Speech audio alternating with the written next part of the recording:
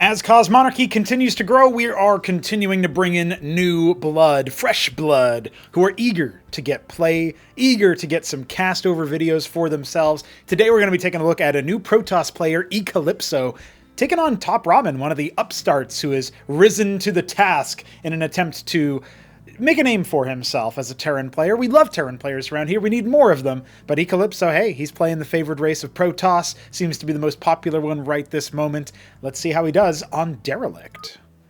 So it'll be TopRamen in the bottom left and ECalipso in the top right. And I will confess that I have taken a little bit of a look at this game already. We actually had some weird technical troubles getting the replay to work. So I've seen maybe the first, I don't know, like 15 minutes or so. But it was so long ago, and I've casted so many more games since then, including Counter-Strike 2 games that I've been keeping up with as well. So honestly, I'm probably going to forget pretty much everything here. It's been a few days since I last attempted to make a video out of this one. We are on Derelict, which as of right now does not have its ridge added. That'll be changed for the tournament that has already, at this point, been kicked off in its main phase.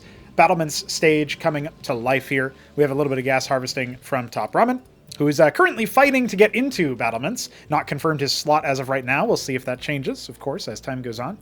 And we've got a pretty fast pylon and a fast gateway at the cost of some of the worker production here for ECalipso. So he's actually going to be behind a worker. For a brief period of time, he'll actually be behind two workers. So essentially a whole worker that he's missed out on just to get his gate up fast. I don't know if that means he's going to be pressuring.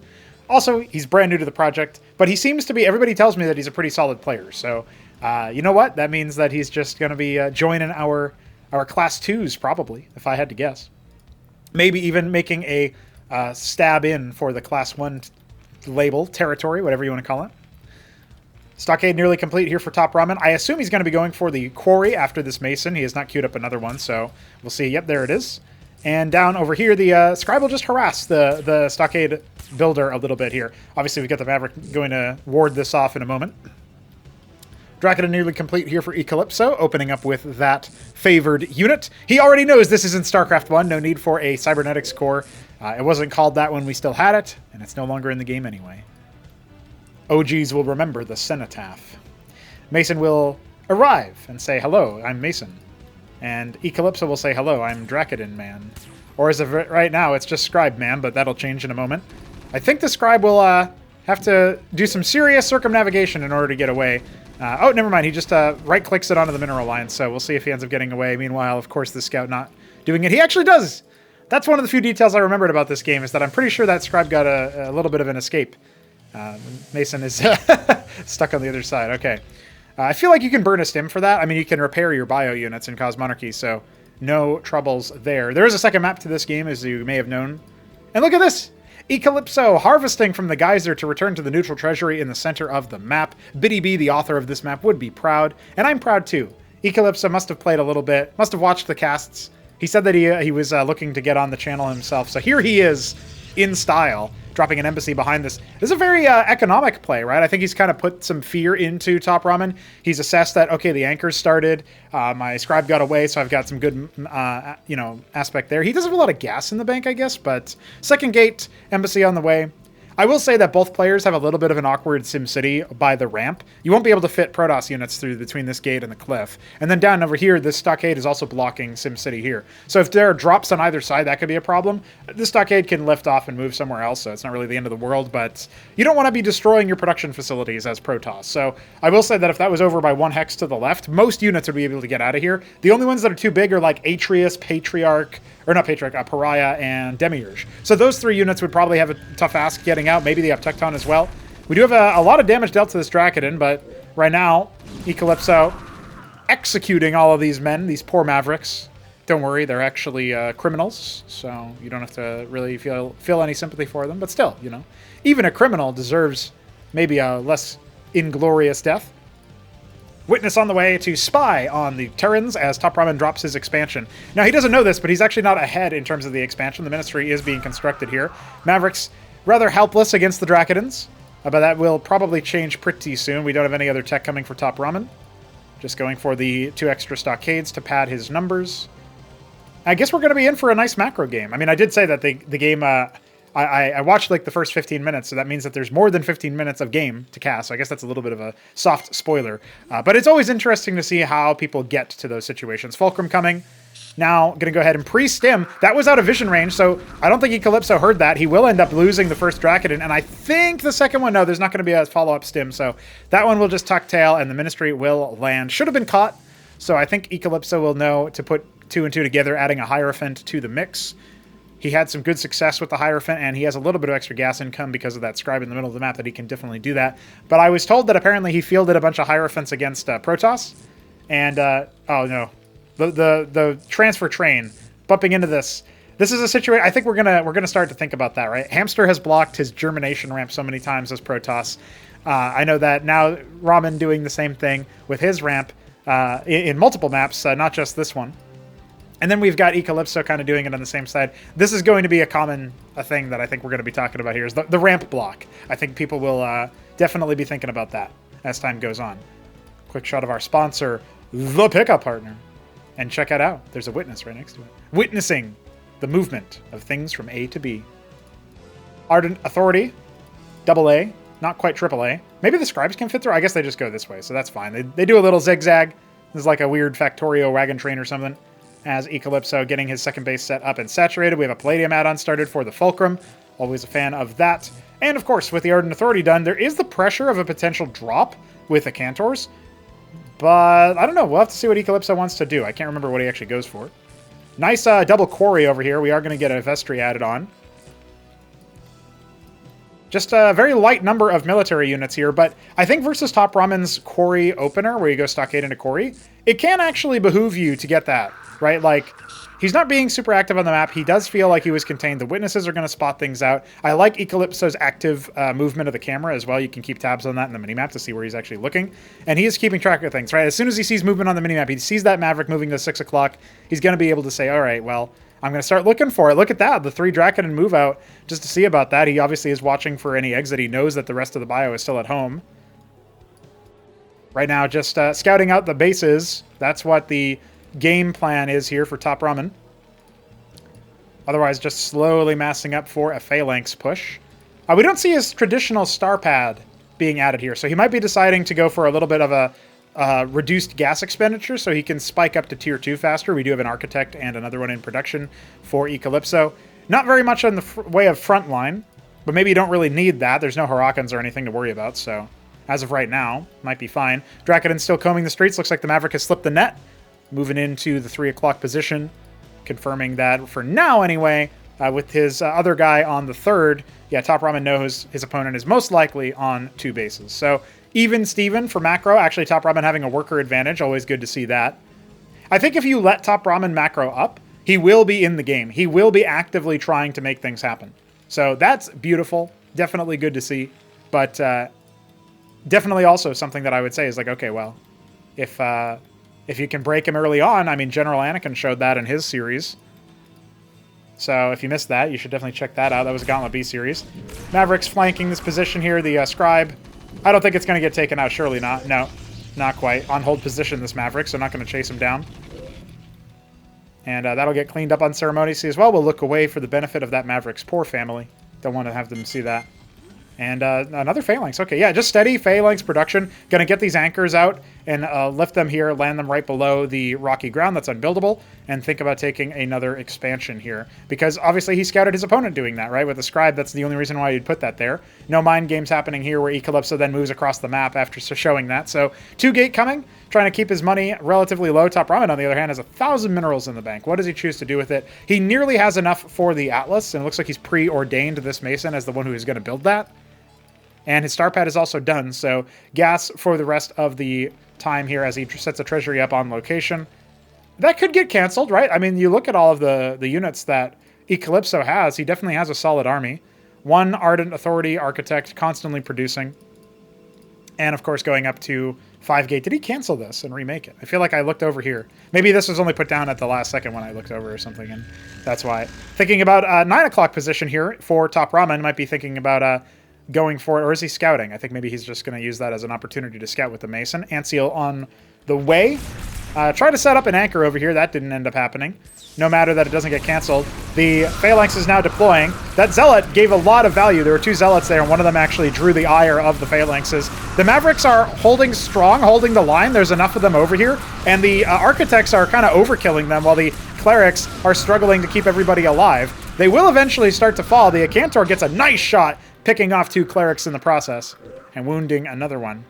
But that's pretty much it. So all the expensive units kind of stay alive here for ECalipso. He is producing 5-gate Drakiden at once, not saturating his base just yet here for the 3rd. So we can see he's definitely pretty on the ball when it comes to the military production. But it looks like his workers got lost over here or something. So a little bit of a macro mistake. I'm sure he'll clean that up just now here. And we do have the Mason at 12 o'clock, maybe thinking about putting down a watchdog for the purposes of scouting around and seeing what his opponent's doing. This anchor not going to get constructed after all. It's a little bit too far forward. The phalanx count growing by 1. Clerics still patching them up with their nanoguns. Love to see it. Another phalanx has arrived as well. So 6 tanks in siege mode is, you know, not too shabby. We do have 5 zealots now, so the front line growing in count as well for ECalipso. Wants to crash upon them if he can. Maybe thinking about moving in from the top side. There's only 7 Mavericks in these 2 anchors, so wouldn't be the most resistance. Some of these phalanxes would be able to hit them, but they'd probably deal a lot of splash damage to the anchor itself. Another quarry. So ECalipso is going up against a player who is going super commitment, heavy amount of commitment to the macro side of things.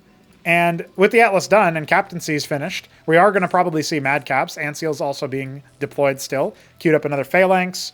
Could probably see another Vestry if he wants more consistent healing production, but I think he's got a decent count. I mean, it's all right, you know, 6 Clerics. Although I feel like if it was double that, he probably would be a little bit better off for the bio holds. And look at this. We've got some tech coming for our Protoss upstart here. We've got a Synthetic Synod for, I guess, Demiurges probably for the control and the general range. And then the Ancestral Archives. Maybe that'll be Optectons. Maybe it'll be Double Siege. A Stimmed Maverick heading to the other side. The Anseal's quickly covering these anchors. Very, very critical move. A little bit too far forward. Probably needs to split those off into a separate control group. As those Phalanxes do finally deploy, the Drakidens down here are going to have to get out of there. And only a couple Zealots. Again, it has to be said, the front line could definitely be a little bit more on the ball here for ECalipso.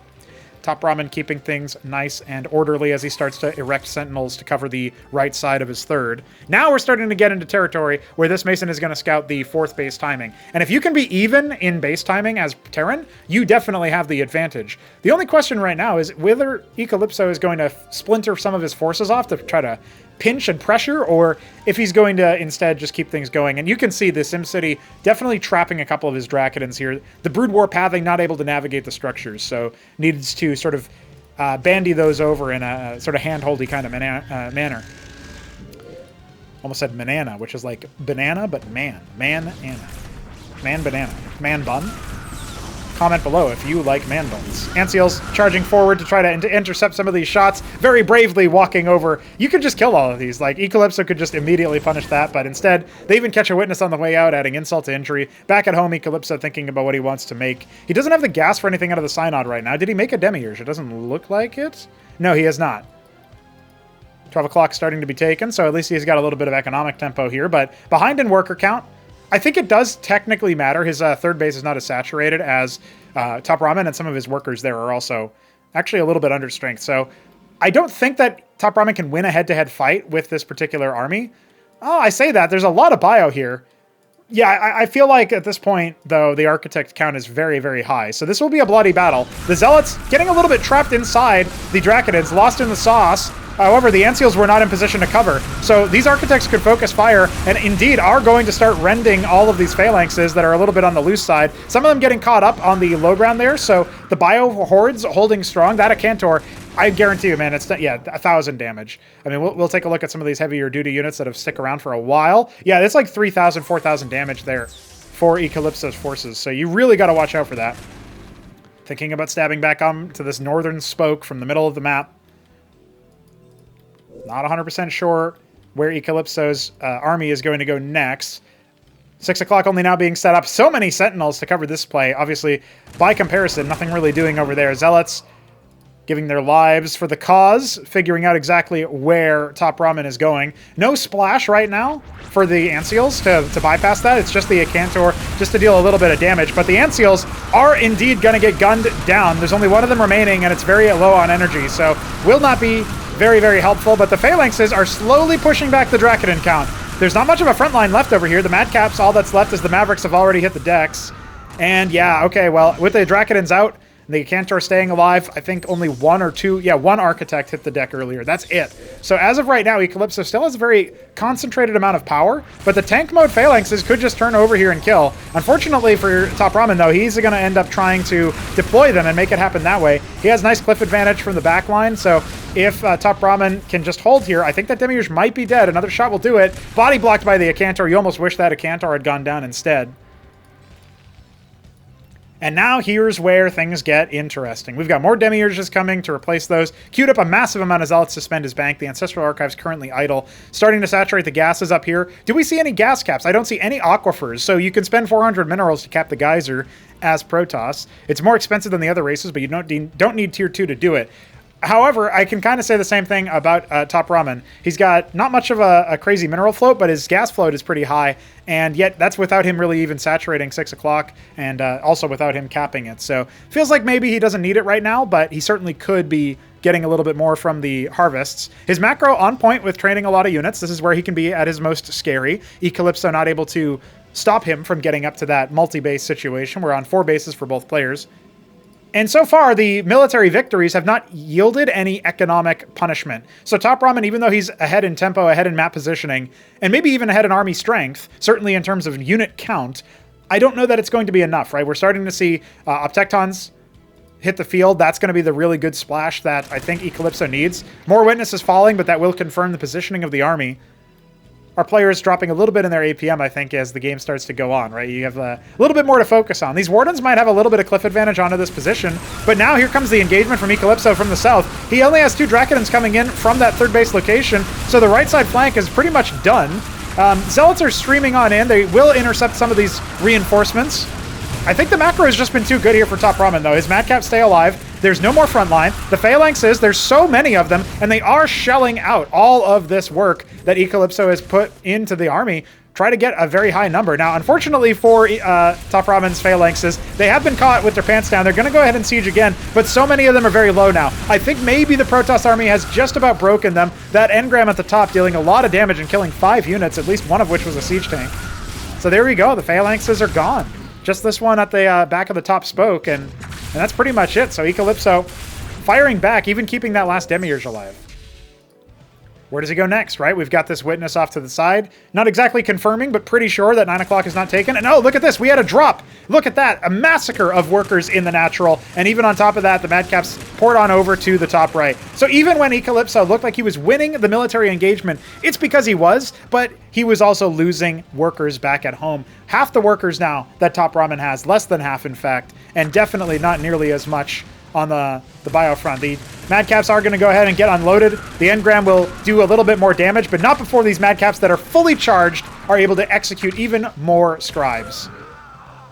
Down to 51 to 122, and same base count. That means that worker differential is massively influential. Only now killing that scribe in the middle of the map, a little bit cheeky. Now with the Seraph here to rend armor, a couple of Radiates going to go down here. Not a bad shout, but that Seraph should end up falling. Another Anceel or 2. No, another Architect shot might be able to do it. Trying to protect it, the Azazel here, but no D-Matrix found. The military falling, the airships staying alive for now, but not for very much longer. There it goes, finally popping. The Demiurge is not able to convert any of these units, but it almost doesn't matter. And that Phalanx will indeed fall. So the high-tech army starting to mass up here. Remember, the gateways can continue to, well, when these units aren't busy spinning, can continue to replenish the army. But does he have the economy to do that? ECalipso not thinking about taking another base. Sentinels have warded off any would-be harassment down south. Maybe that can be where he thinks to go next, as ECalipso massing up with a bunch of Dracodons. He still hasn't been able to evacuate this army. He's now thinking about doing it. Like, how do I even get them out of here? They're trapped. They can fit through this, but they can't fit through anything else. Starting to maybe waypoint them manually. Maybe they'll finally be free. At this point, it is worth it, even albeit a little bit annoying, to kill this gateway, because it's just caused you so many problems. 9 o'clock now in the sights here for TopRamen. I do think that he holds the macro advantage, but the tech of his opponent is definitely firing on all cylinders. And he's only got, okay, he's added a second Fulcrum with the Palladium. I don't know if that's enough. The Seraph should be good as well. Multiple star pads building Anciels. Now trying to repair the Sentinels. Definitely a good idea, as all of these Dracodons are trying to act as the front line. Not so sure that it's going to be enough. Here we have all of the Azazels stacked up at once. The Archons are going to do great splash damage to them. And the Seraph, of course, charging in to try to rend the armor, make the Mavericks and Madcaps a little bit more efficient. Is it going to be enough? The Phalanx is finally deploying, but there's only 3 of them, and there's still no Irradiate cast from the Seraph, no Defense Matrix cast from the Azazels. The Demiurges are allowed to walk on in. Okay, finally some area denial. The Sentinels on the low ground will be able to pitch in here. The Treasury might end up getting bopped if he doesn't repair it. Streaming on in, more bio. TopRamen trying to hold on to this position for dear life. But this looks like it was pretty much all ECalipso had. I don't see how he can fire back. He doesn't have hardly anything back at home. And the Treasury should stay alive as well. No, maybe not. A couple Sentinel shots are all that she wrote. Okay, finally. We will see the Sentinel strike back. The Treasury will indeed be destroyed.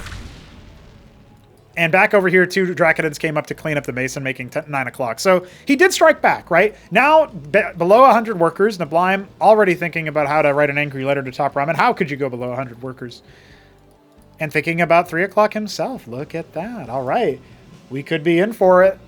Game going the distance, 20 minutes. This is definitely unseen territory. Now the Dracodons coming over there are being met by all of the Masons. There's a reaction. A couple Zealots coming down to 6 o'clock. And this low unit count situation here for ECalipso is absolutely running a little bit, I guess, circles around TopRamen. He's trying to react to it, but this is where the rest of the army has come in. Could he get some good catches here? The Phalanxes being repositioned. The Madcaps on the ramp. They're going to charge up over here onto the Zealots. It's going to make moving forward very, very difficult for the Protoss army. And we've got 2 more Phalanxes, making it a total of 5. I feel like the splash is way too much. The Irradiates stacking up all that damage. A couple of these Dracodons are going to go ahead and fall. Some of the Madcaps walking on through it. They don't seem to mind. Optecton turning to bop him. And yeah, ECalipso back at home. He is going to warp in that Nexus at 3 o'clock. Does deny the attempted base setup. It wasn't built up here. Couple more Trojans is going to be started. There's witnesses in all corners of the map. Sentinel over here not actually going to finish. The 1 Zealot down at 6 o'clock. Now, unfortunately for our boy ECalipso, I think he has slipped the macro quite a bit, but he's got enough to set up some static defense over here, including another engram. Trojan coming in with 3 Mavericks, 2 Clerics. Is that really going to be enough? Probably not, but maybe it can find a sweet spot over here to deny mining without being in the range of the engram. No. Turns out it wasn't even queued up to unload. Sad. Well, this one is going to go on through. There's nothing really to do over here, but he could maybe depower the Synthetic Synod. That would be a very expensive scalp to take. There are some units over here, including a Demiurge. What does ECalipso do in reaction? He's kind of just looking around for whatever units he's got on the rally. Oh, he's got some more units trapped in here with the gateways. That could be heartbreaking, because it kind of does come down to that level, right? Big Phalanx force. The second add-on being super, super useful here, right? 5 captaincies as well. Still has not been able to re-establish this 6 o'clock position. That could have been a difference maker. He does confirm this position, but look, his army's moving over there. Now, the counterpunch from ECalipso could be deadly. There's not really going to be anything over here, right? These anchors aren't going to provide too much. We do have some treasury, a couple of Trojans. Warded away for now. I'd love to see the Phalanxes just safely attack this. Instead, the Scribes are going to immediately try to evacuate, and they will be shredded entirely. There is no question about it. Now, some of the bio is off to the right-hand side, so they're not going to be peeling for the Phalanxes, which will end up narrowly avoiding splashing onto themselves. Where are the spellcasts for TopRamen? He doesn't have any of the D-Matrixes onto the Phalanxes, so they will end up falling, and his Bioforce is holding position over here. We've got some Apostles not being used right now. The Phalanxes on the reinforcement path will end up being dealt with. It might have just been enough, though. We see the Demiurge, we see 2 Optectons. A couple of D-Matrixes at the last second, but he didn't get any of his Apostles. Very unfortunate there. That was a very heavy amount of gas expenditure gone. But still, TopRamen looks in control. He has shut down this base. There's nothing powering the engram. The Nexus soon to fall as well. More reinforcements streaming on in. We've got the Witness spying on them. I tell you, already on to a heater. Optecton coming from the Ancestral Archives. As per usual, Synthetic Synod is idle right now. Madcap's getting fully charged. Immediately bringing down that Nexus.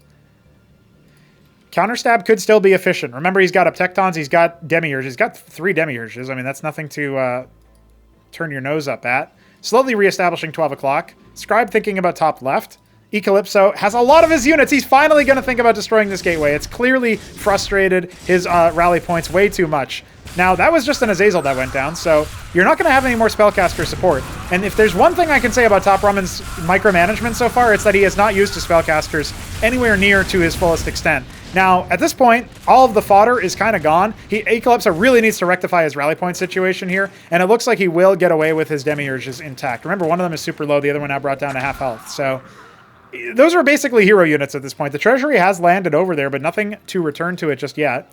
Could grab his quarries and ministries and just right-click rally a bunch of Masons over in that direction, slowly saturate it up. But TopRamen obviously trying to macro up and spend the money that he's got. He is setting up a treasury in the bottom right. No Nexus top left just yet for ECalipso. And look at this, man. 8 phalanxes and more coming from this side as well as he transfers a bunch of workers from some of these depleted bases. He still has 23 workers over here. The one zealot, just the consistent force here. And look at all the Dracodins. He's caught him with his pants down. The phalanxes, in translation, are going to get annihilated. This force suddenly becoming a lot more powerful as that gateway back at home. That was basically the MVP for TopRamen. This gateway being destroyed is all ECalipso needed to make something happen here. I think he seriously can win this game. The phalanxes might be able to do some pretty good damage. The stagger is good. Lots of splash over here to try to deal with some of these demiurges, but they're not dying. They're just not dying. The Madcap's trying to step forward, but they'll immediately turn tail. Only one of them will end up falling, maybe not even. But this base just had a lot of workers transferred over to it. The minerals are much necessary at this point. 3K gas in the bank, and TopRamen just can't really spend it all. He never took 6 o'clock again, and he's only got 1 worker down here at the bottom right. He's adding a treasury, but this base is almost certainly going to be conceded. More Dracodins and an Architect on the way for reinforcements. Bunch of Scribes transferring. Nexus coming up in the top left. ECalipso has taken this game by the horns, and it looks like it's going to go his way absolutely. The lift is not going to be nearly in time. Dracodins and Demiurges and everything else are going to take it over.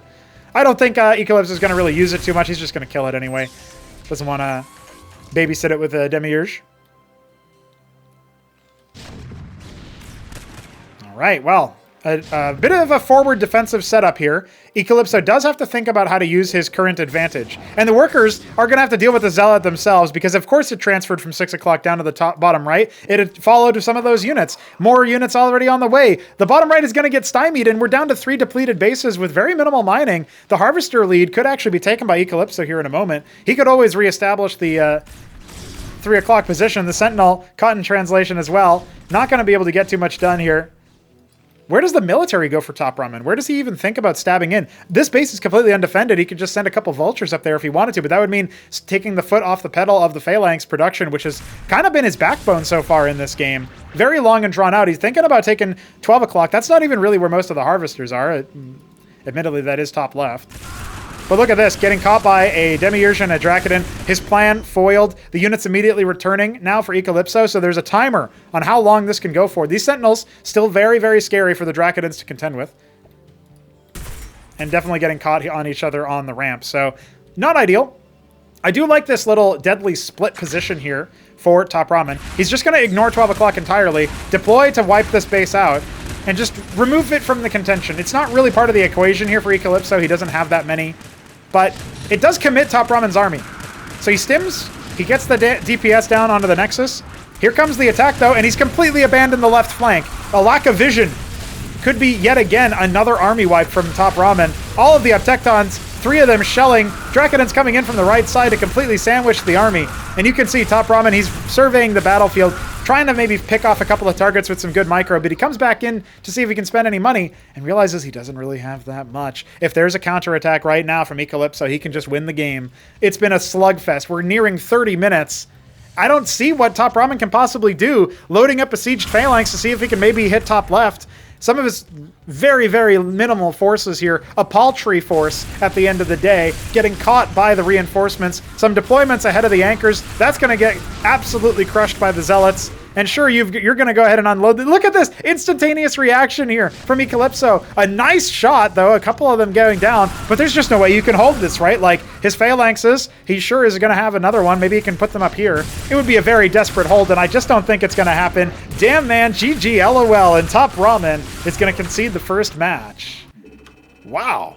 Now, that's a good one, man. I'm happy to be able to bring that to you guys. I thought for sure TopRamen had that in the bag, and yet ECalipso steps in, and He just stays in there. He just refuses to roll over and die. I think at the end of the day, TopRamen needed to be able to respond to that by retaking 6 o'clock much faster. And maybe he just thought he was in after the drop did so much damage. He just figured, well, I've probably won by now. You can't rest on your laurels, and ECalipso shows us why. Ladies and gentlemen, join us for part 2 of this series whenever it comes out. But we're keeping on the daily content, so stay subscribed. Stay with your eyes peeled on the channel. 9 a.m. Eastern. We'll be continuing to bring you Cosmonarchy content.